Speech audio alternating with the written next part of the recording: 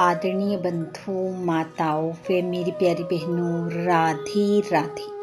आपका हमारे इस YouTube चैनल पर बहुत बहुत स्वागत है।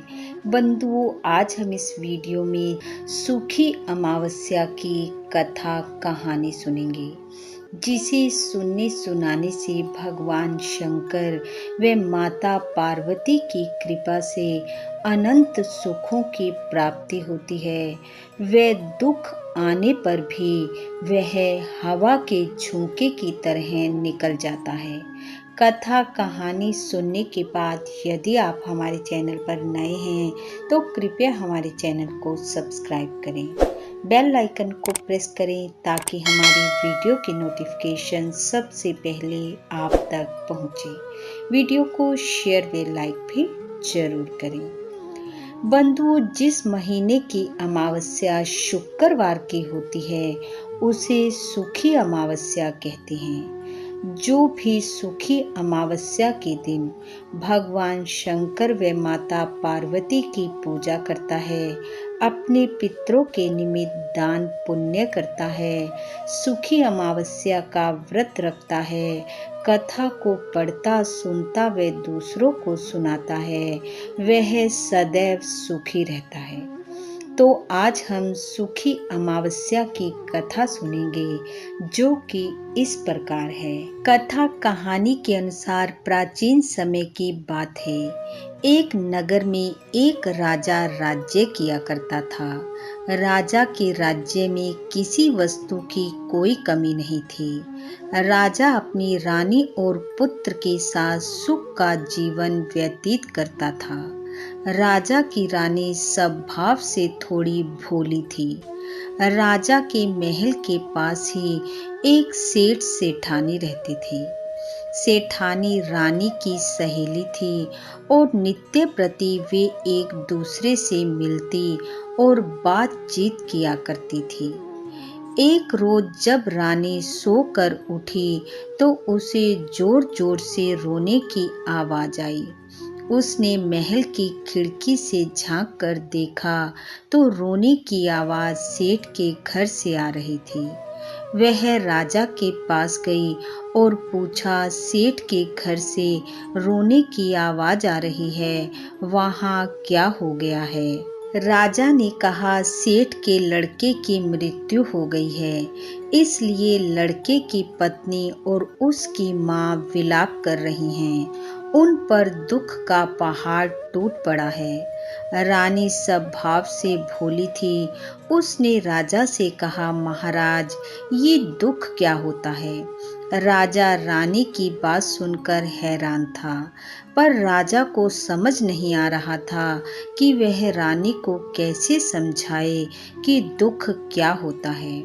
रानी के बार बार पूछने पर राजा ने कहा कि यदि दुर्भाग्यवश किसी घटना या दुर्घटना में हमारा कुंवर मर जाए तो तुम्हें पता चल जाएगा कि दुख क्या होता है।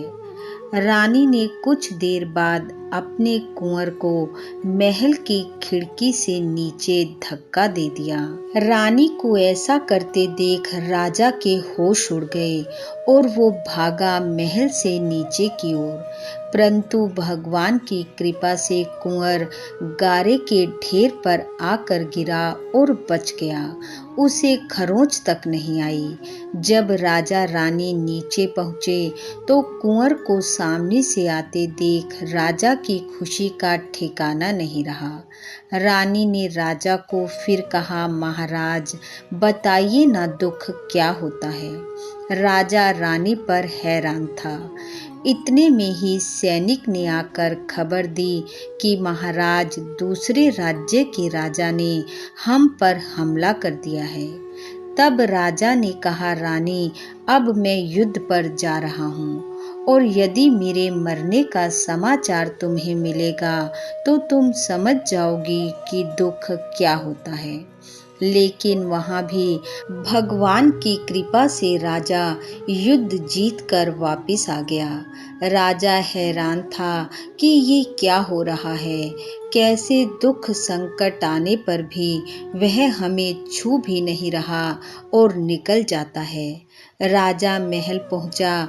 राजा की कुशलता के उपरांत रानी ने फिर कहा, महाराज बताइए न दुख क्या होता है। राजा बोला, ऐसा करते हैं, हम दोनों गंगा स्नान के लिए चलते हैं। वहां मैं गंगा में डूब जाऊंगा, तब तुम्हें पता चलेगा दुख क्या होता है। रानी ने राजा के कहने पर यात्रा की तैयारी की और यात्रा के लिए प्रस्थान किया। उधर भगवान भोलेनाथ माँ पार्वती को साथ लेकर धरती पर आए और पार्वती को बोले, हे पार्वती, आज मैं तुम्हें इस धरती पर कलयुग में सुखी आत्मा के दर्शन कराऊंगा। दोनों ने बकरा और बकरी का रूप बना लिया और एक बावड़ी के नजदीक पानी पीने पहुंच गए। उधर राजा की सवारी भी वहां पहुंच गई। पानी की बावड़ी और सुंदर छायादार वृक्ष देखकर रानी ने कहा, हम कुछ देर यहाँ विश्राम करते हैं। विश्राम करने के बाद राजा बावड़ी से जल लेने गया।